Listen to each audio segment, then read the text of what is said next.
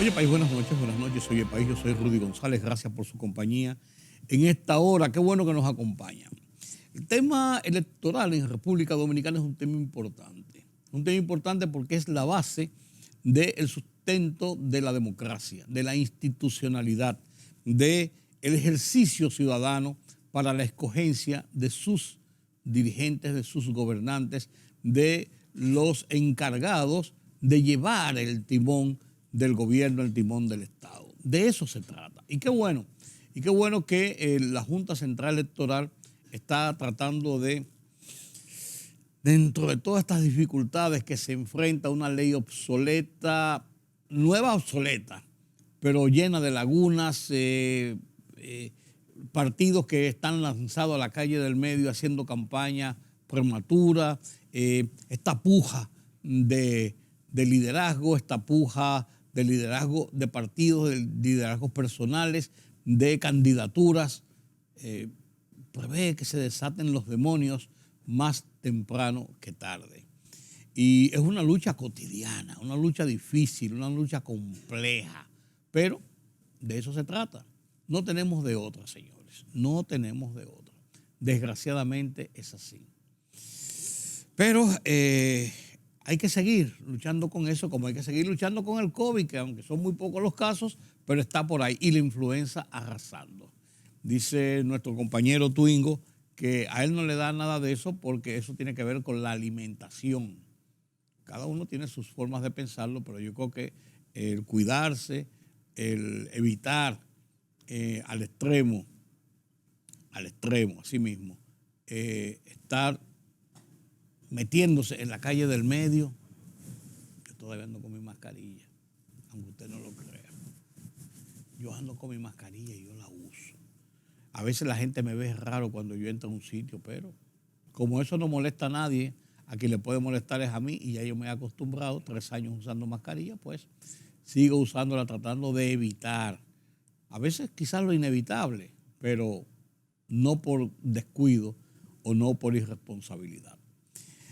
Así las cosas, señores, así las cosas, vemos cómo vamos avanzando en unos campos, en otros vamos retrocediendo. En el campo de la libertad de prensa, por ejemplo, hemos avanzado. Y esta semana la Sociedad Interamericana de Prensa ha colocado en su ranking anual República Dominicana, nueva vez, mantiene el 4º lugar entre los países del hemisferio donde más se respeta la libertad de prensa. Solamente por encima de nosotros están Canadá, Jamaica, y Uruguay.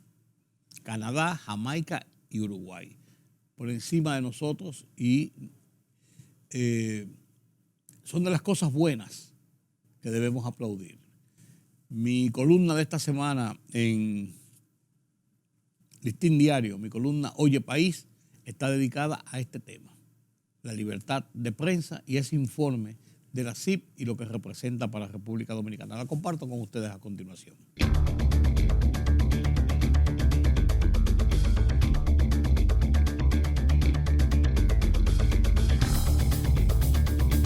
En momentos en que el ejercicio de la libertad de prensa sufre serio revés en el continente, en República Dominicana se mantiene un importante respeto por este importante derecho universal.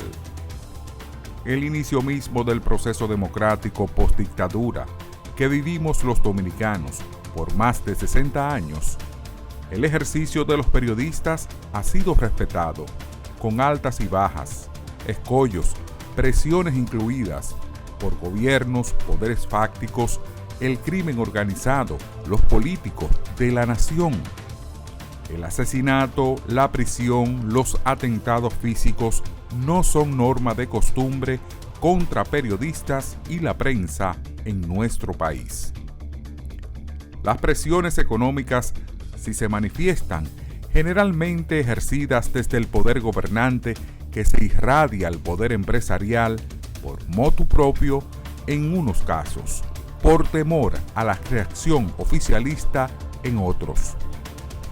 Hoy, uno de los recursos favoritos en los que encaran las denuncias de la prensa libre es la descalificación, la injuria, el rumor, la acusación aviesa, generalmente ejercida a través de las tenebrosas y cuestionadas redes sociales. Los deleznables fake news. Es una lucha día a día, donde el poder del dinero se impone, al punto de ser hoy el punto nodal de la detestable autocensura, el ocultamiento de la verdad, no por convicciones, sino por intereses económicos. Porque si es propio hablar de las presiones oficiales o del poder económico, es justo ver la otra cara de la moneda, el enriquecimiento a costa del ejercicio periodístico. En medio de esta varaunda, entonces debemos sentirnos satisfechos de que en el ranking continental sobre el ejercicio de la libertad de prensa, publicado por la CIP, ocupemos un cuarto lugar.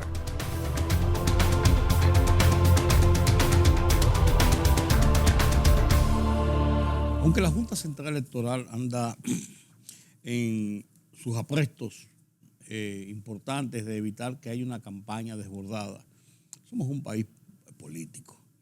Y los partidos, los candidatos, los aspirantes, el liderazgo está tratando de ir en el camino de posicionamientos, de reestructuración, de organización de los partidos y de posicionamiento de aspirantes a diferentes cargos. En el caso del Partido Reformista, uno de los partidos del sistema por muchos años ha tenido muchas altas y bajas. Y en este momento está debatiéndose nueva vez por una suerte de reestructuración, una corriente que trata de rescatar el partido, a su decir, y trata de incorporarlo en las lides del partidarismo de competencia en los procesos electorales, en los procesos nacionales.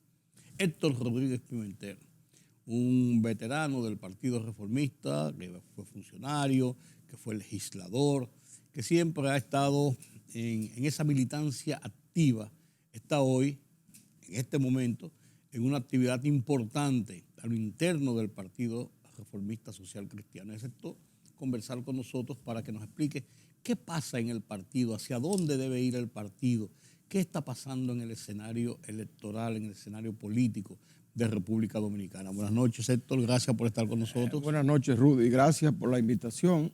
Tú sabes que lo que tú decías al principio, de que somos un país político, eso es innegable. Ahora, queremos siempre tratar como de aparentar que no es así. Aquí se dice que la gente, el dominicano, de lo que más sabe de política y de pelota. Y de pelota, sí. Pelo política. Sí. Pelótica. Una pelótica, como tú quieras. Bueno, el caso es que entonces insistimos en hacer leyes que después no se van a cumplir. La Junta está haciendo bien, tratando de que se cumpla la ley. Pero eso es imposible aquí. Ahora, lo que hay que tratar es de que el activismo político no entorpezca el resto, la vida normal de la nación. Que no lo entorpezca, y en la medida en que eso se hace cotidiano no lo va a entorpecer. Claro, tú te recuerdas antes, en los tiempos de Balaguer, cada elección que se iban a celebrar significaba una caída de la economía nacional. Así es. Ahora es al revés, ahora representa una activación de la actividad económica. Así es. Porque es que se gasta mucho dinero en la actividad política. Efectivamente, se gasta dinero y ya la gente no tiene la aprensión de querer restringir el gasto por lo que pueda venir. Es decir, que se ve como procesos normales. En otros países, como por ejemplo Estados Unidos, se hacen elecciones cada 2 años. Sí. Y bueno, ahora estamos involucrados en un proceso electoral. Un proceso que se elige la tercera parte del Congreso. Y los gobernadores. Y los estados hacen elecciones locales casi todos los meses. Es decir, que hay una actividad normal y mucha gente no se da cuenta. Pero todavía aquí los medios de comunicación están orientados al activismo político. Y tú haces una labor altruista para el país muy importante y los medios le dan un espacio pequeño, pero si es política, puede ser una facción de un partido y le dan un gran despliegue.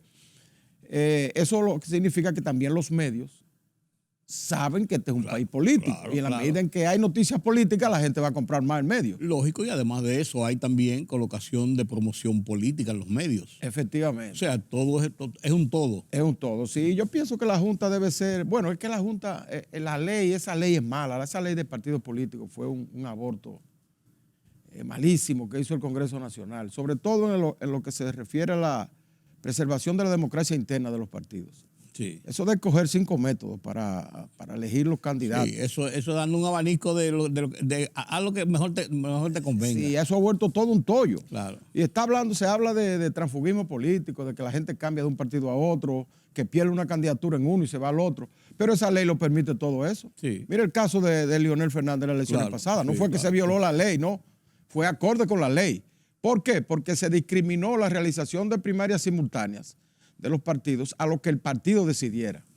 Entonces solamente 3 partidos decidieron ir a primaria. A primaria, claro. Y los que no fueron se quedaron, hacer lo que le daba la gana. que fue uno de ellos, el PTD, que fue el que utilizó Leonel Fernández. No fue a primaria porque la ley no lo obligaba.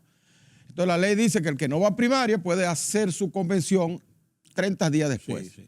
Y Leonel entonces perdió y 30 días, antes de los 30 días él se inscribió en el PTD. Y el PTD hizo su convención y lo eligió a él. Pero entonces, ¿qué es lo que hay que hacer? Modificar esa ley para que se hagan primarias simultáneas el mismo día de todas las organizaciones políticas, no importa que sea grande o que sea pequeña. Pues tú que fuiste legislador, estamos entrampados entonces, porque quienes tienen que hacer las reformas a esa ley son los propios legisladores que son parte de la estructura política. Así es. Del sistema nacional. Y entonces son los mismos partidos que se están... Lo desnaturalizan en el Congreso. Claro. La ley que manda la Junta Central Electoral, bien intencionada, entonces la desnaturalizan. La acomodan. La acomodan. Y sobre todo por la presión y el chantaje de los partidos pequeños. Sí. Que tienen 1 o 2 legisladores que a veces son más sagaces que los... Si hablan más... A veces son más sagaces que los legisladores. Así es. Entonces le dicen, mira, si tú modificas la ley para perjudicar a los partidos pequeños, nosotros no te vamos a apoyar en la elección. ¿Qué tú crees que va a pasar entonces en esta situación que plantea la Junta? La reticencia de algunos de los partidos de que se haga esto. Le están buscando vías alternativas. No, que se modifique esto, no, que se quite aquello, no, que se ponga esto. Como una forma de retrasarlo, de entorpecerlo. Sí. Y además es un acuerdo de intenciones, de caballeros, porque el acuerdo no es vinculante, sino que sea el cumplimiento de una ley que está vigente. Y yo dudo que se apruebe, Rudy. Eso no se va a aprobar porque ya el plazo máximo es febrero del año que viene. Sí. La misma ley dice que un año antes de las elecciones que se pueden introducir modificaciones. Sí. Y yo no veo apresto para eso. Ya la legislatura se cierra ahora y se abre el 27 de febrero. Sí. A veces se dilata un poquito más a final de año por el presupuesto, bueno, si acaso, pero realmente ese es el comportamiento de... Pero yo pienso que ellos no tienen ambiente para aprobar eso. Le han dado larga, y no sé a qué se debe. ¿A qué se debe esa tardanza? La Junta Central Electoral ya comenzó a organizar las elecciones con las leyes que existen. Sí, claro, tiene que hacerlo. Ya está haciendo reglamentos. No puede quedarse cruzado de brazos. Cruzado de brazos. Y yo pienso que se va a hacer de esa manera. Con relación a la pregunta original que tú me hiciste. Del Partido Reformista. Sí, ahí yo quiero entrar porque este es el tema. Mira, Rudy, parece que el Partido Reformista ya llegó al final. El partido como partido. Las 4 siglas. Sí, eso colapsó. Colapsó porque viene en una pendiente hacia abajo desde las elecciones del 2000. Balaguer lo dejó en 25 y ya va en 1.7. Sí. Y como va, sin organizarse ni nada, como está, entonces en las próximas elecciones va a sacar 0. Y eso es lamentable. Fue penoso ver que... Es penoso. Penoso ver que incluso se convoca y por falta de quórum. ¿Y tú sabes por qué esa falta de quórum? ¿Por qué fue? No porque nadie la boicoteó, no. No, lo que te quiero decir, el desánimo. No, porque es que prepararon una lista de delegados irreales. Ah, ok. El 50% de esos delegados no existen. Entonces no podían ir si no existen. Y oye, una gran cantidad ya están en otras fuerzas políticas. Ellos las vuelven a convocar ahora y va a volver a fracasar. Lo mismo, okay. Ahora, ¿por qué lo hacían antes con delegados? Porque la Junta no lo supervisaba. Entonces ellos decían que estaban los delegados presentes, ahí, sí. Pero era un grupo de gente que metían ahí y ratificaban la zona. Pero ahora la Junta está pasando lista. Porque como ha tenido repercusión, sobre todo por la corriente renovadora, que nosotros encabezamos, que ha puesto el tema en la palestra pública. Entonces ahora la gente está atenta y la propia Junta a lo que puede pasar ahí. Corriente Renovadora parece indicar el título, el nombre, qué es lo que pretende. Pero realmente, ¿qué es lo que pretende? La renovación del balaguerismo. Del balaguerismo. Sí, porque el partido puede como colapsar. Filosofía. El partido puede colapsar. Y de hecho ya prácticamente colapsó. Pero el balaguerismo va en crecimiento cada día más. ¿Tú crees? Sí, los adversarios de Balaguer prácticamente se dieron por vencidos ya. Mucha gente se convenció de que efectivamente Balaguer no era tan malo y que hizo cosas positivas por el país. Bueno, cuando uno comienza a comparar vis a vis. Bueno, efectivamente, porque, por ejemplo, si tú quieres estigmatizar a Balaguer, tú buscas uno de los crímenes que se cometieron en los 12 años, ¿verdad? Y dice, Fulano Martínez, fulano de tal, que yo qué, Guido Gómez, no, perdón, Maximiliano Gómez, o cualquier otro, que fueron fruto de la Guerra Fría de los 12 años. Balaguer tuvo que pasar una tempestad en el país para poder asentar la democracia, pero no hay que justificar eso. Pero si tú quieres hablar de las cosas, de las virtudes de Balaguer, entonces te va a la reforma agraria, te va al manejo de la economía, del presupuesto, el privilegio de la inversión por encima del gasto corriente. Balaguer dedicaba el 50% del presupuesto nacional a obras públicas y por eso pudo hacer tantas obras. Claro. ¿Tú sabes cuánto es ahora? El 13. El 13, para el año que viene. Sí. Pero eso viene así desde hace más de 10 años, el 10, el 13, el 12, el 10. Sí. Por eso tú ves que los gobiernos, para hacer una obra grande, se necesitan a veces 3 y 4 gobiernos diferentes. Y tú ves, por ejemplo, tú ves la presa de Monte Grande, la comenzó el gobierno de Leonel, y ha pasado Leonel 8 años de Danilo y todavía ya van 2 años de este gobierno y todavía no se concluye.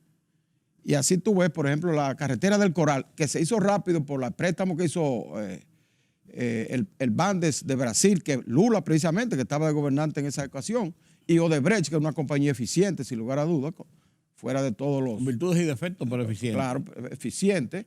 Y hizo esa carretera, pero duró más de 2 gobiernos, de 2 periodos. Así es.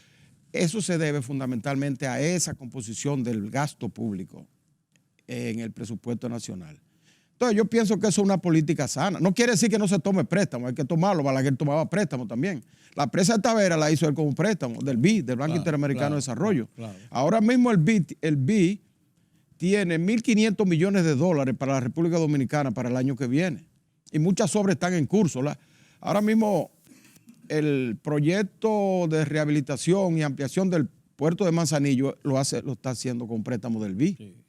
Además, que esos son préstamos saludables, que son un 3% menos en intereses que los préstamos de los bancos comerciales. Y lo más importante es el tiempo de gracia. No hay presiones, sino que cuando hay situaciones hay compensaciones, pero además de eso, una supervisión estricta. Efectivamente, es decir, que es como la economía personal tuya. Tú no puedes negar coger un préstamo. Si tú vas a comprar un carro, tú no tienes ese dinero, tú vas al banco. Y entonces de tu sueldo tú lo vas descontando. Ahora, eso no quiere decir que tú no cultives el ahorro personal. Que cuando tú tienes 1,000 pesos y solamente vas a gastar 500, pues tú puedes ahorrar 500. Claro. Y eso te va a dar una economía sana. Los países son iguales. Entonces, esa política balaguerista yo pienso que está vigente todavía. Por ejemplo, el asunto del turismo. Nosotros decimos que el turismo es la locomotora de la economía nacional, mueve toda la economía. El turista consume productos agrícolas, el turista consume transporte, comunicación, hoteles, restaurantes. El turista mueve todo. ¿Quién fue que implementó eso? Eso comenzó con primero, crear el departamento de turismo, que Balaguer lo hizo con Ángel Miolán, ¿tú te acuerdas? Sí, claro que sí. ¿Dónde están los turistas? En la cabeza de Miolán, sí. Porque la gente no concebía que podíamos vivir de eso. Después hizo las leyes de incentivo turístico, que todavía son las mismas que están vigentes. Creó el Infratur, que fue un departamento del Banco Central que se dedicaba a financiar. Y creó los polos turísticos, que son los mismos que están ahora. Sí. El polo del Este, el polo de Puerto Plata, el polo de Boca Chica. Sí. Y otros polos que no se le ha prestado atención, como el polo, por ejemplo, el suroeste de Barahona, sí. que ahora el presidente Abinader está tratando de impulsar a través del desarrollo de Pedernales. El polo turístico de Montecristi, que está ahí estancado desde el tiempo que se creó, en los Desde tiempos siempre. de Balaguer, siempre. El polo de Samaná, que ha crecido, el nordeste, que ha crecido un poco, pero no lo suficiente. Entonces el turismo es obra de Balaguer, el inicio. Entonces todo eso conforma una filosofía, la política social en el campo, la seguridad alimentaria, con las presas, con los caminos vecinales, con los canales de regadío. Todo eso conforma una filosofía que nosotros la hemos adoptado como plataforma ideológica de la corriente balaguerista, el balaguerismo siglo XXI. Entonces, el partido puede colapsar y desaparecer incluso, pero el balaguerismo va a estar vigente y ahí es que la corriente renovadora entra. Como filosofía es interesante. Ahora, ¿qué persigue este grupo dentro del espectro electoral, dentro del espectro de la vida partidista del país? Desaparece el Partido Reformista, nos quedamos con una filosofía de Balaguer y hacemos charlas cada 15 días. Digo, yo estoy poniendo, hacemos charlas cada 15 días, recordamos a Balaguer y escribimos y lo ocupamos, pero ya. No. ¿O cuál es el fin? Hay que traducir eso a militancia y a participación electoral efectiva. Ese es el tema. Mira, en Argentina el peronismo creó una impronta. Sí. El Partido Justicialista, la justicia social. Sí, pero el peronismo tiene siete facciones diferentes. De izquierda, de centro izquierda, de derecha, independiente. Y se han creado ¿cuántos partidos? De todos. Bueno, pero el bochismo, no nos vayamos muy lejos. Sí. El bochismo tiene 3 partidos que son opción de poder ahora mismo aquí. Sí, así es. Entonces ese balaguerismo hay que traducirlo a una organización y por eso nosotros, la corriente renovadora, hicimos un pleno nacional de dirigentes y establecimos una estructura partidaria. No somos partidos, pero hicimos una estructura. Presidente, secretario general, vicepresidente, etcétera. Un directorio presidencial integrado por dirigentes de toda la geografía nacional y una comisión política. Y eso está ahí y estamos operando. El próximo día 20 de este mes, que cae domingo, vamos a hacer una reunión del directorio presidencial. Nosotros lo estamos llevando a 100 miembros para rememorar aquel grupo de los 100 que Balaguer formó en el 84. Pero esto al margen de la dirección actual del partido. Al margen de la dirección actual, sí. ¿Y cómo pueden ustedes convocar al margen de la dirección? Bueno, nosotros estamos convocando como corriente renovadora. La libertad de asociación existe en todas partes. Y no te puedes reprimir por eso, ni a lo interno del partido, ni tampoco en las leyes. Yo esa parte la entiendo. Lo que quiero decir, ¿cómo puede ser una convocatoria efectiva? Ahora, ¿por qué nosotros lo hacemos, Rudy? Porque nosotros estamos actuando como una especie de salvaguarda del balaguerismo. Es decir, si tú ves que un barco se está hundiendo, tú tienes que buscar un botecito.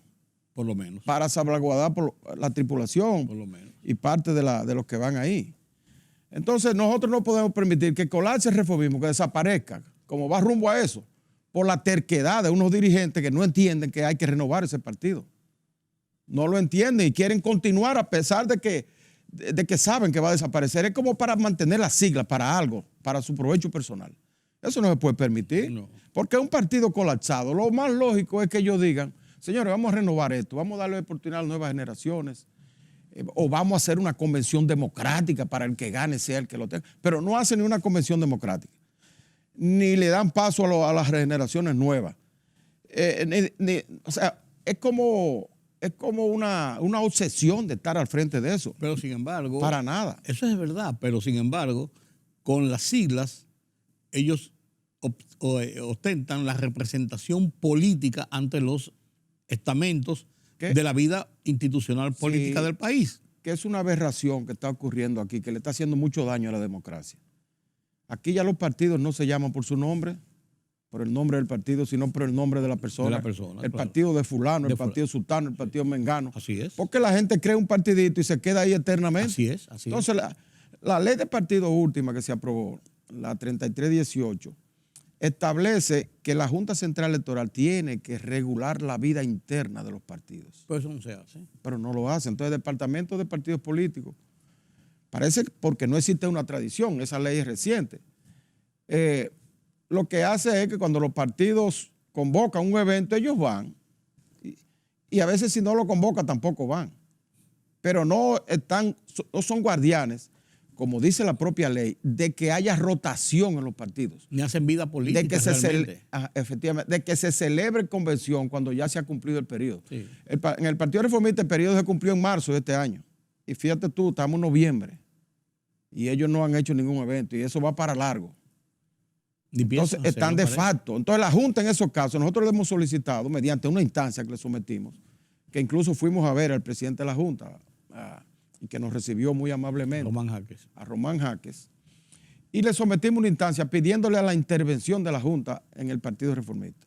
La Junta puede poner un administrador secuestrario, ¿cómo que le llaman los abogados? Sí. Un administrador, provisional, porque ya esas autoridades están de facto ahí. Y convocar un evento democrático, una consulta como hizo el PLD. Ahora el PLD dio ejemplo con eso. Hay que decirlo, un partido que estaba, la gente lo reputaba como ya en una situación mala y hizo un evento democrático, primarias abiertas para que la gente vote. Y no se dio el fenómeno de que otro partido influyó en su decisión. No, eso no se da. La gente es respetuosa de eso. Y entonces el Partido Reformista se puede hacer lo mismo para que la población sea la que autentique la dirigencia de ese partido y a ver si se puede recuperar. Sí, mientras tanto te digo, ellos son los que están dirigiendo el partido en este momento, son los que tienen el control de participar en las reuniones, firmar acuerdos, claro. Están dentro del proceso incluso eleccionario en su condición de partido legalizado. Sí. Y además de eso, reciben incluso los fondos públicos. O sea, hay una serie de cosas que quitárselo de las manos para ponerle un nombre es más complicado. Que déjame decirte, una de las cosas que más daño le ha hecho a la democracia dominicana ha sido la asignación de recursos a los partidos políticos. Porque esos recursos no se han utilizado adecuadamente, ni tienen una fiscalización tampoco de nadie. Esos partidos nadie le hace auditoría, a ver cómo que están gastando el dinero, pero es mucho dinero. El Partido Reformista ha gastado en los últimos 20 años más de 5,000 millones de pesos, sí. Rudy. No, si tú pones a calcularlo de los 5 años, sí. 5,000 millones, solo en las elecciones pasadas del 2020, el partido recibió 850 millones para sacar 1.7. Es decir, 200 y pico mil votos. Busca 200,000 votos y divide 850 millones entre 200,000 votos. Eso te va a dar... Los votos más caros del mundo. Los votos más caros. Era más fácil salir con el dinero a comprar los votos. Y se quedaban tranquilos. Sí. Héctor, entonces ustedes tienen un acto para el día 20. Una convocatoria del directorio presidencial de la corriente renovadora. ¿Qué están esperando ustedes realmente que en este proceso que ustedes han emprendido como comisión renovadora, ajá, qué están esperando ustedes realmente que va a pasar? ¿Es una lucha a largo plazo? ¿Es una situación? ¿Cómo se puede dar una solución? Mira, lo que nosotros desearíamos es que haya un entendimiento en la franquicia, en el Partido Reformista Social Cristiano, que depongan sus apetencias, sus ambiciones y nos sentemos en una mesa todos los sectores que influyen a lo interno y que se busque una plancha de consenso y se apruebe. Porque por la vía de esa asamblea de delegados no se puede, porque es una asamblea que la mayoría ahí no existen esos delegados. Esos son listas, por lo que te estoy diciendo, que no hay una supervisión de los partidos. Tú haces una lista, la directiva hace una lista y lo manda a la Junta. Esos son los delegados. ¿Los delegados de qué? Porque el Partido Reformista tiene 25 años que no se reestructura en los directorios municipales. Entonces un delegado es representante de cada directorio municipal. Pero si no hay directorio municipal, menos va a haber delegados. Perpetuan seculores. Sí. Ahora hay mucha gente buena ahí en los que están en la lista de los delegados, pero la mayoría ahí son inventados, familiares, amigos relacionados de los que están dirigiendo, que cada 4 años hacen ese jueguito. Convención de delegados. La Junta, ustedes sometieron esa instancia. ¿Qué esperan ustedes? Lo sometimos a la instancia, hablamos con Román y él nos prometió someterlo al pleno. Pero después de eso no hemos tenido información de si lo sometió o no. Nosotros esperamos y le hacemos por este medio, ¿verdad? Tuyo, tan poderoso, un llamado a nuestro amigo, porque es amigo nuestro, Román Jaques, que está con la mejor intención de arbitrar un buen proceso electoral. Pero en el reformismo, que aunque es un partido pequeño ahora, de 1.7, es un partido grande en cuanto a la historia democrática del país. Es parte de la historia democrática. 22 años, el que más ha gobernado. Claro. ¿Entiendes? Y el que tuvo uno de los líderes que más incidió. 22 años de gobierno, pero también en oposición, formaba parte del equilibrio político. Sí, con un líder que fue, yo diría, quizás el más destacado del siglo XX. Claro. Joaquín Balaguer. Claro. Competiría con el jefe, ¿verdad? Pero el jefe... Claro, pero eso es otra cosa. Estamos hablando del proceso democrático. Pero exactamente, como líder democrático, Balaguer no tiene par en el siglo XX. Por eso nosotros decimos balaguerismo del siglo XXI. Porque hay que... Una nueva corriente. Llevarlo a la modernidad. Del balaguerismo. Hay cosas que Balaguer hacía que ya tú no lo puedes repetir. Por ejemplo, la reforma agraria, tú quizás ahora no puedes aplicarla como él la aplicó, pero tú tienes que hacer el estadio superior y moderno de la reforma agraria y convertirlo en cooperativa, todo eso, en campo.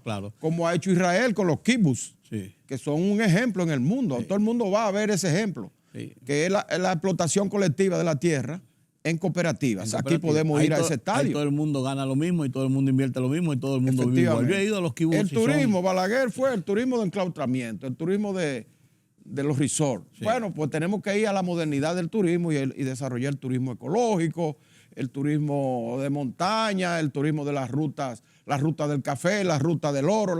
Partiendo del turismo de ciudad que tenemos que desarrollar, la ciudad de Santo Domingo, que la han dejado. Oye, esta ciudad de Balaguer trató de hacer, de rehabilitar lugares simbólicos para el turismo, como son el Faro Colón, abandonado completamente durante 20 años. Los Tres Ojos, allá en la zona oriental, le querían hacer una parada de guagua ahí para revalizarlo. Los parques, el Parque Mirador Este, el Parque Mirador Norte, el Parque Mirador Sur. Todo eso eran pulmones de la ciudad. Eso hay que comenzar, seguir desarrollando. La zona colonial, que fue él el primero que comenzó. Y fíjate lo lento que ha ido eso, la recuperación de esa zona. Tú te vas a Puerto Rico y es una maravilla esa zona colonial. El viejo San Juan. El viejo San Juan. Entonces aquí tenemos que hacer mucho de esas cosas para ya modernizar toda esa política que desarrolló el doctor Balaguer. Pero ustedes no están haciendo mítines, ni están haciendo manifestaciones públicas, sino reuniones. No, reuniones cerradas.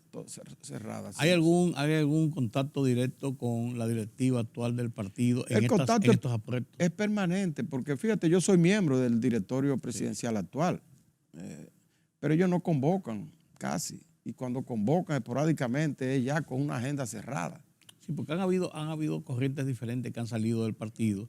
Ahí está, bueno, Ito Bisonó se fue, ya hizo tienda aparte en otro partido. Ido mucha gente. Eddie Alcántara está en las mismas tesituras. Amable Aristi. Amable por otro lado. Carlos Morales, Jacinto Peinado, todo eso han salido del partido. Pero ahora, en este momento, hay muchas islas diferentes. Islitas, hay como 3 o 4 islitas ahí. Y no hay ninguna posibilidad de una unificación de esos Eso es lo que estamos abogando por eso, porque nos sentemos en una mesa. No ha habido posibilidad de entendimiento porque la dirección actual quiere perpetuarse sus cargos. Ahí es que está el problema. Hay que estar tranquilo. Bueno, vamos a esperar a ver qué pasa y vamos a esperar esta reunión del 20 a ver qué sale de ahí y cómo sigue encauzándose el Partido Reformista, un partido del sistema. Tú como un líder de opinión, Rudy, ponle atención a la corriente renovadora.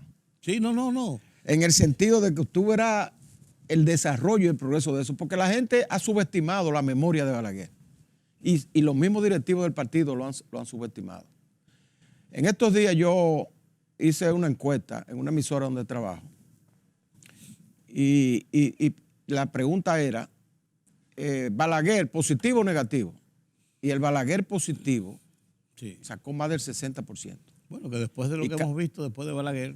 Y cada día eso va creciendo. Eso va reivindicando. Lo va reivindicando. Esos gobiernos, ese nombre. A él lo estigmatizaban por la reelección y después ahora todo el mundo quiere reelegirse. Así es. Entonces ya por ahí no lo pueden atacar. Los principales que lo estigmatizaban. Gracias, Héctor. Gracias a ustedes por acompañarme en este conversatorio con Héctor Rodríguez Pimentel, corriente renovadora dentro del Partido Reformista Social Cristiano. Permítame la pausa.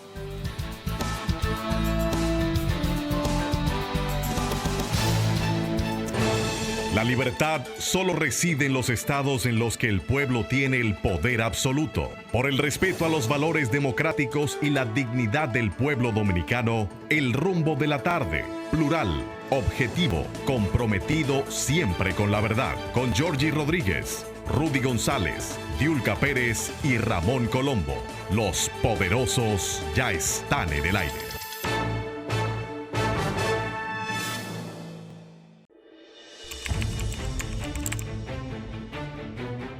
Periodismo de investigación, columnas, opinión, análisis, reportajes de fondo. Hora por hora, una completa plataforma multimedia. Periodismo con valor. Noticias horaporhora.com.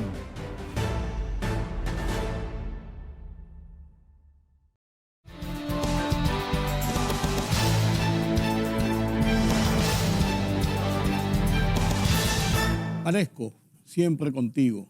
El banco que te lleva a su banco desde tu casa, desde tu oficina, desde tu vehículo, desde tu celular, aprovechando la tecnología. La plataforma tecnológica de Banesco a la vanguardia te permite no tener que ir al banco, no tener que desplazar. Bienvenido cuando vienen a nuestro banco, bienvenido, pero no es necesario. La tecnología puesta en la plataforma de Banesco le permite hacer todo tipo de operaciones desde la comodidad de su teléfono, de su tableta, de su computadora, del teléfono. Banesco, siempre contigo.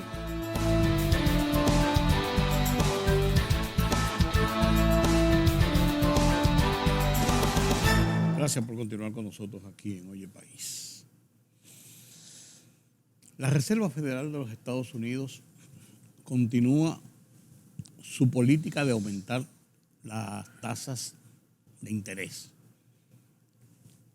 La Junta Monetaria de República Dominicana, el Banco Central, también ajusta sus tasas de política monetaria. Y esto es el enfrentamiento a la situación de inflación. Y si bien es cierto que la inflación hay que combatirla en este momento, no es menos cierto que tenemos un perfil de los niveles de inflación y de las medidas que se toman frente a la inflación en este año, pero los pronósticos de los organismos internacionales, de los observadores del movimiento económico y financiero, prevén que el año que viene puede ser más duro el tema inflacionario y el tema de la economía. Entonces, ahí vienen estos ajustes quizás para ver cómo llegamos al final de este año y entra el próximo año. Pero yo estoy hablando por apreciación. Hablemos con los expertos. Buenas noches, don Carlos. Buenas noches, don Rudy. ¿Usted sabe para qué país no va a ser más duro? ¿Para quién? Para Venezuela. Ah, bueno, pero ya Maduro, ya es Maduro como quiera. Sin embargo, mira, increíblemente, en medio de la crisis de la región y del mundo, Venezuela se ha recuperado en cuanto a lo que fueron los años anteriores. Comienza a rebotar, sí, no, porque su producto cayó en más de un 50%. Por eso te digo, en lo que fueron los años anteriores, comienza como a recuperar. Comienza a rebotar, porque sí. Llega un momento en que ya toca fondo y entonces, bueno, después que toca fondo tiene que comenzar a subir, ¿no? Pero es más difícil subir que bajar. No, claro que sí. Se baja más rápido. Bajar solo, por impulso. No, y se baja más rápido y si tú lo dejas, peor. No, y por impulso, la gravedad te baja. Sí, ahora subir, no, tú tienes que desafiar la gravedad. Es más complicado. Usted lo sabe, con la edad pasa lo mismo. Sí, en todos los escenarios. No quiero entristecerlo a usted, pero con la edad pasa exactamente lo mismo. Todos los escenarios, digo. Bueno, fíjese que el Banco Central de la República Dominicana, al cerrar el mes, nos dejó de cierre del mes de octubre, un alza en las tasas. Nosotros habíamos anticipado que aunque se produjeran nuevas alzas, sería más moderada. Sí. Estábamos en 8.25, le subió ahora un cuarto de punto, 0.25. A 8.50. Y ahora estamos en 8.50, que es un nivel de tasa relativamente alto. Hay que recordar que hace exactamente un año, noviembre del año 2021, todavía las tasas eran, para esta fecha, del 3%. Se habían reducido para hacerle frente a la recesión como consecuencia de la pandemia. Y se había mantenido en los mismos niveles para apoyar la recuperación de la economía. Así es. El año pasado. En este caso ya nos parece que deben estar llegando a su tope, 8.50, la tasa de política monetaria. Pero te comentaba ahorita que Estados Unidos, en este caso, nos siguió a nosotros. También nosotros comenzamos primero. Sí, por eso que digo. Nosotros comenzamos en noviembre y ellos comenzaron en marzo. En marzo. Del año siguiente, ¿no? Lo que pasa es que ya da un empujoncito duro, ¿eh? Sí. Entonces, en el caso de Estados Unidos, él acepta su vida. Sí, lo que te digo. Y le aumentaron 0.75, claro, tres veces más que nosotros. Claro. Hay una relación. En la medida en que Estados Unidos siga aumentando la tasa, nosotros no podemos mantenerla baja. No. Porque, Nos desequilibramos más. Claro. Por suerte que la inflación, en el caso de ellos, que tradicionalmente dio un 2%, el promedio histórico de largo plazo, ahora está similar a la nuestra. En 8 y algo. Sí, igual, 8.2 tienen ellos interanual. Entonces tenemos prácticamente la misma inflación, o sea que los reajustes de tasa para mantener, digamos, esa brecha de tasa de interés. Porque de lo contrario, si ellos tienen una tasa de interés muy alta, eso incentivaría la expatriación de capital. De capitales, claro, buscando también resarcimiento con depósitos. Claro. Entonces nosotros tampoco podemos mantener una tasa de interés muy baja porque cualquier tasa de interés por debajo de la inflación es negativa.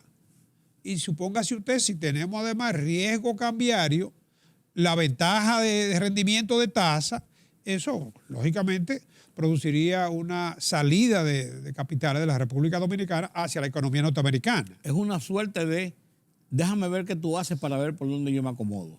Claro. Que es de parte de República Dominicana hacia Estados Unidos. Estados Unidos hace su política. Claro. No nos siga a nosotros. Nosotros sí debemos seguir, en este caso, la situación de Estados Unidos. Claro.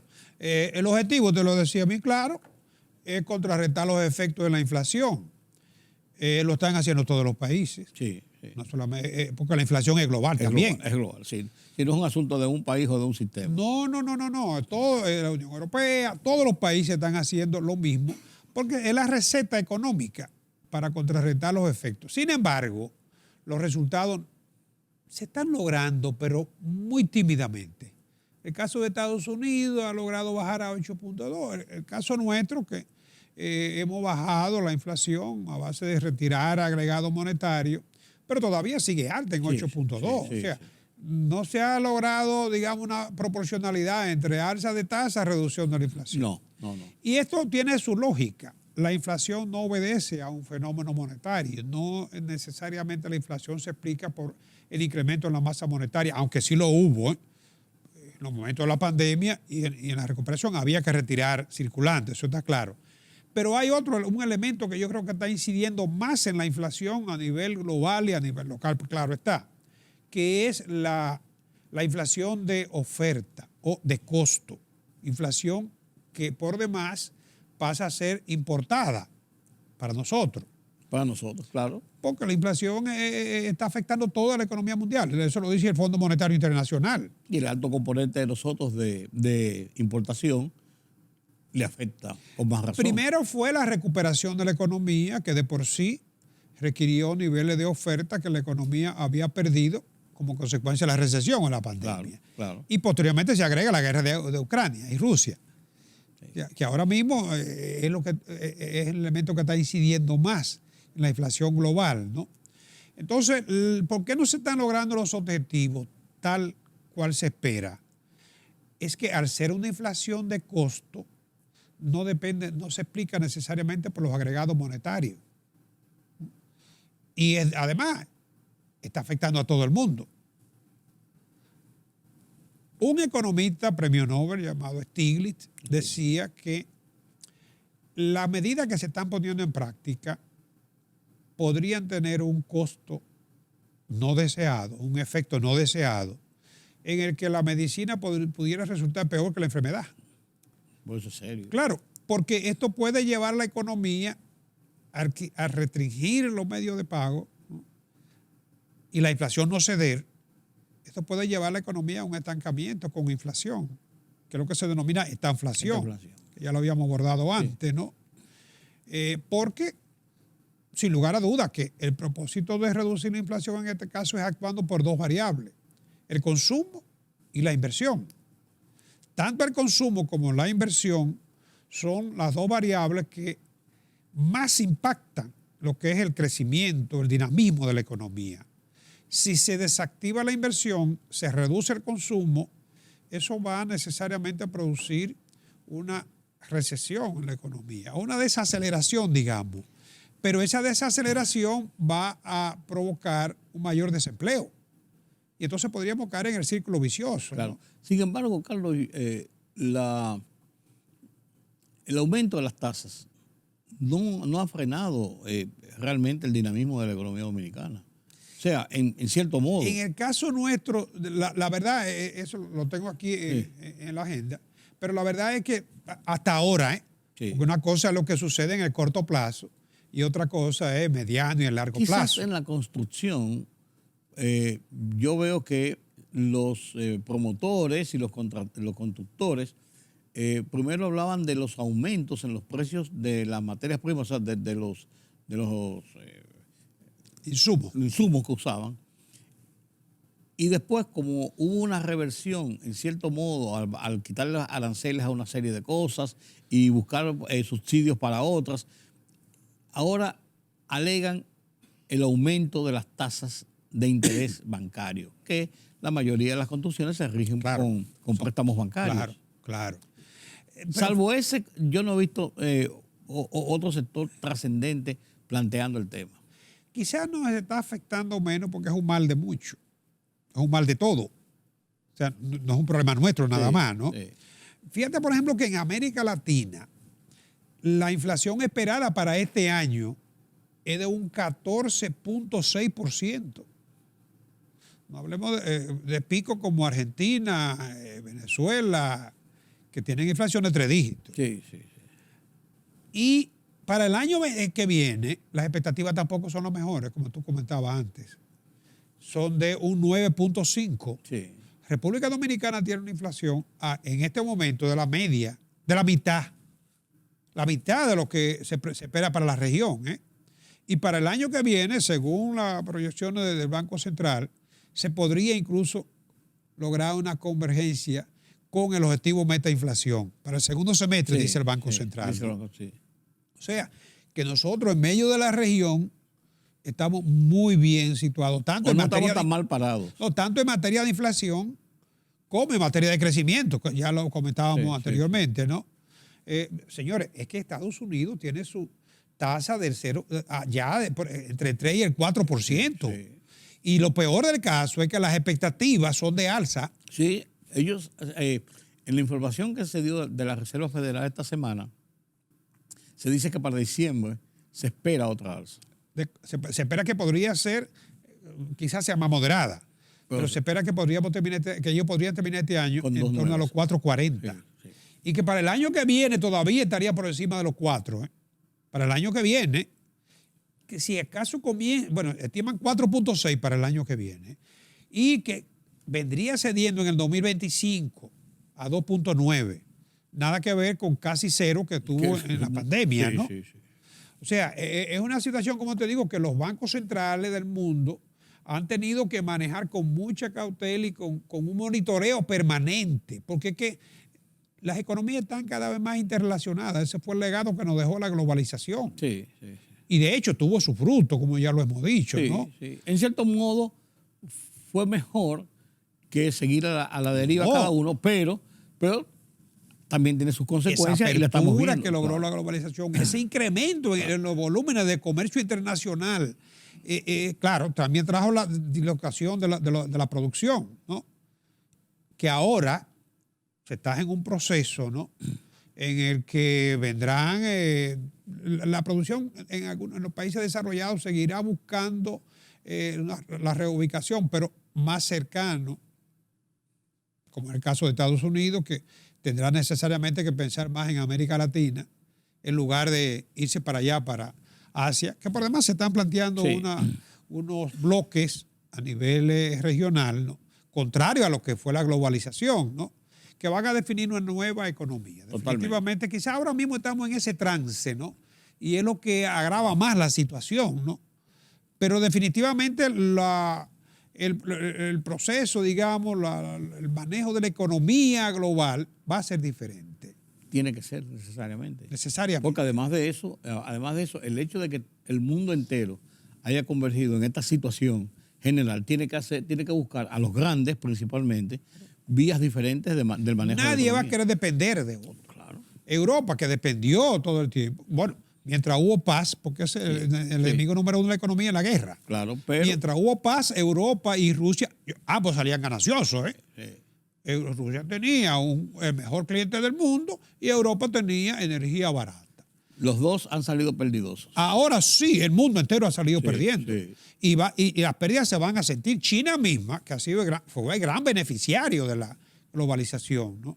Comienza a desacelerar su crecimiento. Sí. Y lo que se está planteando, la posibilidad de ese bloque de China, euroasiático, de China y Rusia, habría que ver, porque para China no da lo mismo sustituir a Occidente por Rusia. No, de ninguna manera. De ninguna manera. Entonces, en el caso específico que tú decías ahorita de que las altas de tasas no han tenido el efecto pensado sobre los niveles de demanda de la economía. Y es cierto, tienes razón. Sí. Tienes razón y no tenemos que ir muy lejos. Primero, estamos en la temporada navideña. La gente se olvida de todo para consumir. Y cuando entra el mes, la segunda parte de este mes con el Black Friday y todo ese tipo de cosas. Exacto. Sí. Entonces, el consumo de la economía que debería resentirse porque al subir las tasas, el impacto va a ser mayor. ¿Dónde va a impactar? La vivienda, por ejemplo, ¿no? Que es muy sensible a la tasa de interés. Claro. Pero hay un ejemplo de esta semana. Creo que la primera feria automotriz del año, porque vienen otras, ninguna se ha cancelado. No, claro. El Banco de Reserva anunció que 5,000 y pico de millones. 5.500 millones y más de 2.700 unidades. Y las solicitudes eran de 15.000 millones, todavía se están evaluando, y 8.500 unidades. Sí. Tasa del 8% y hasta el 90% de financiamiento, ¿no? O sea, ninguna de las otras ferias se ha detenido. Hasta 7 años para pagar, una cosa. Entonces, en este caso, fíjate que la demanda de préstamos en los bancos tampoco se ha detenido. Está creciendo un 14%. O sea, todo esto luce que la economía dominicana es compatible con una tasa de interés. Bueno, era la tasa prepandemia, más o menos, ¿no? Más alta de la que la pandemia y la recuperación ofertó. Falta saber si esto se podrá mantener en el mediano largo porque plazo. la gente a la recuperación se acomodó a unas tasas más baratas. Claro. Y no previeron que eso era una situación temporal por ese proceso de recuperación. Pero la otra noticia, difícil de creer, como dicen, ¿no? Es que según Bloomberg, la República Dominicana tiene la mayor tasa de ahorro de América Latina. Cuando tú lo pusiste en la agenda de hoy, yo dije, se volvió loco Carlos Cuellar. No lo digo yo, lo dice Bloomberg. No, está bien, pero yo no sabía que era Bloomberg. O sea, Bloomberg lo publica, claro, con datos de la superintendencia, pero para que Bloomberg lo publique tiene que, de alguna manera. Sí. Ellos corroboran su fuente. Claro. Entonces, la tasa de ahorro de la República Dominicana, dice Bloomberg, es del 27.8%. La media de América Latina es 19.8%. Sí. La segunda, después de nosotros, es México, con un 25%, tasa de ahorro bruto que incluye ahorro privado. El privado puede ser el de la persona y el de las empresas, y el ahorro del gobierno. En este caso, el ahorro privado representa casi el 60%. El ahorro de la familia, el ahorro de la persona, ¿no? Y ha tenido un crecimiento interanual de un 13.2%, el ahorro. O sea, que no es en este momento solamente, sino que ha venido en un proceso. No, el 54.92% dice que de la captación del sistema financiero provino de los hogares. Los multibancos dominan el 89.9% prácticamente. Y de los multibancos hay cuatro que dominan más del 85%, ¿no? La participación en moneda extranjera sí ha venido reduciéndose dentro de lo que son las captaciones de los bancos. Para la pandemia se situó en un 32% de las captaciones en moneda extranjera. Efecto protección, se entiende. Sin embargo, en la actualidad es de un 27%. Eso se explica porque, primero, el peso dominicano se ha revaluado. Sí, claro. Y en segundo lugar, las tasas de interés, la tasa pasiva, también se han elevado. Sí. O sea, porque se han elevado las activas, pero también la pasiva. También. Pero en la misma proporción, quizás, Carlos, no. No necesariamente, pero... Porque siempre hay un control de protección cuando tú elevas la tasa activa en relación a la tasa pasiva. Sí, aquí para evitar que... Pero aquí casi siempre la brecha, el margen ha sido muy alto. Obviamente que hay diferentes tasas, ¿no? Hay tasa corporativa, hay tasa preferencial, pero la tasa más alta, ¿sabe cuál es? La de financiamiento del consumo. Por la tarjeta de crédito está un 60. Claro. Y aún los préstamos personales también tienen tasas mucho más elevadas, ¿no? Sí. Bueno, es la más elevada. Claro. Pero esas son las dos razones que explican, y podría ser incluso que siga modificándose esta proporción, la preferencia de los ahorrantes por moneda local. Tasa más alta de interés, reajustada ahora, y la apreciación cambiaria que hace que los pesos rindan más. Los remesadores ahora mismo están doblemente afectados. Sí, claro que sí. Por la revaluación, y además de eso que la inflación dominicana. Sí, claro. Tienen menos poder adquisitivo en las dos formas. Primero, en el cambio, y segundo, en lo que pueden adquirir con ellos. Claro. Sí. Es así, mira para que tú veas. Y fue uno de los sustentos importantes en el tema pandemia. Sí, de todo modo, la apreciación debe comenzar a ceder el año entrante. Sí. Ya ahora se espera que se van a generar divisas casi por 40,000 millones. Todos los generadores, tú viste los exportadores que están creciendo a tasa la más alta del mundo, de las primeras 20 economías con más tasa más alta de exportación son República Dominicana. La zona franca siguen en auge. La remesa, aunque desplazaron el turismo. Pero el turismo está en una situación cómoda también. Y la inversión extranjera. O sea, la generación de divisas está en auge. El Banco Central tiene buenos niveles de reserva. Sí. Y además el Banco Central ha estado comprando divisas. Lo dijo el gobernador, más de 1.500 millones, para evitar un desplome. El año que viene se espera que habrá un deslizamiento. Es necesario. Yo diría un acomodamiento. Sí, es que es necesario, porque fíjate algo. Tú recuerdas que el año 2021, como consecuencia de la reactivación de la economía, el tipo de cambio se disparó. Se afectó. Sí, claro. Entonces, lo que se produce cuando hay estos movimientos bruscos, muchas veces es una corrección en el mercado. Ahora baja y posiblemente el año que viene, por el presupuesto se estimó que va a haber una alza de por lo menos entre un 5 y un 10%. Sí. ¿No? Bueno, vamos a ver qué pasa. Pero estamos en el mes del Black Friday y ahí la economía se mueve de todas maneras. Ya han comenzado las ofertas de ventas y todo esto. Y es un mes donde incluso se mueve tanto, no sé si tanto, pero en una gran proporción en relación a diciembre.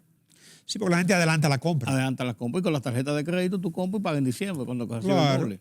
Muy fácilmente para hacerlo. Así es. Gracias, don Carlos, por estas explicaciones sobre lo que pasa en la economía nacional y la economía internacional. Permítame la pausa.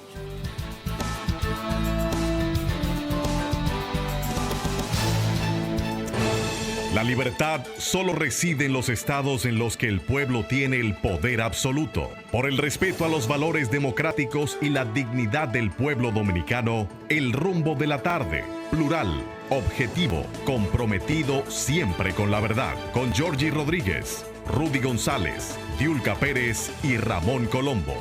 Los poderosos ya están en el aire.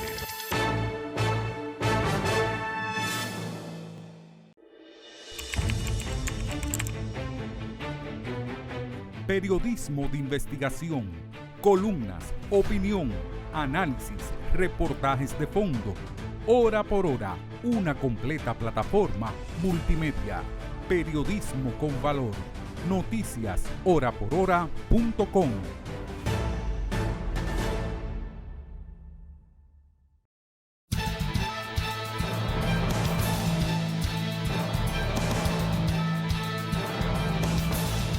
El Ministerio de Salud Pública notificó 230 casos activos de COVID-19 en República Dominicana en su boletín epidemiológico 960, De acuerdo al reporte de la Dirección General de Epidemiología, la positividad en las últimas 4 semanas se sitúa en 1.24%. A solo horas de haber firmado la carta compromiso propuesta por la Junta Central Electoral, el presidente del Partido Revolucionario Moderno anunció la suspensión de los 4 actos regionales convocados para este fin de semana. La suspensión la anunció el presidente del oficialista Partido Revolucionario Moderno, PRM, el ministro administrativo de la presidencia, José Ignacio Paliza. El Centro de Operaciones de Emergencias COE ha declarado alerta roja en localidades del noreste de República Dominicana ante el temor de inundaciones luego de que colapsara uno de los muros de la presa Boca de los Ríos en construcción en el municipio San Ignacio de Sabaneta, provincia Santiago Rodríguez. Tras este percance, la presa está vertiendo agua a gran velocidad por el río Guayubincito, por lo cual han sido declaradas en alerta las zonas de Montecristi, especialmente las localidades de Martín García, El Pocito, Guayubín, Castañuelas y Palo Verde.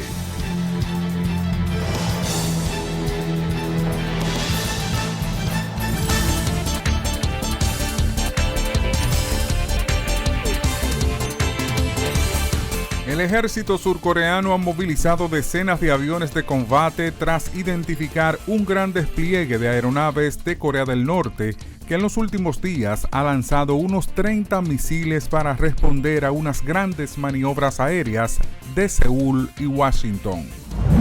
Durante una controvertida reunión con el canciller de Alemania, Olaf Scholz, de visita en el país, el presidente de China, Xi Jinping, hizo un llamado a conversaciones de paz entre Rusia y Ucrania y advirtió del peligro de que el conflicto derive en una guerra nuclear.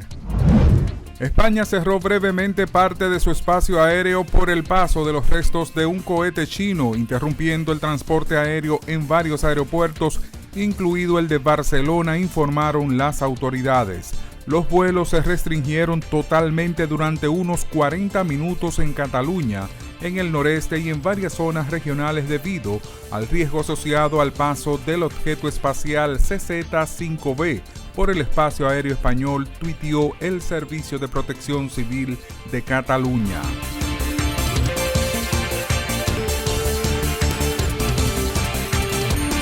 Sí, llegamos al final de esta emisión de Oye País. Gracias por estar con nosotros a lo largo de esta noche, toda esta semana, todos estos días. ¡Qué bueno! Estamos ya en el mes de noviembre, mes previo de la Navidad. Se le frota las manos nuestro amigo Twingo, nuestro compañero Twingo. ¡Qué bien! Pásenla bien. Pasen un feliz resto de la noche. Nos vemos en la próxima.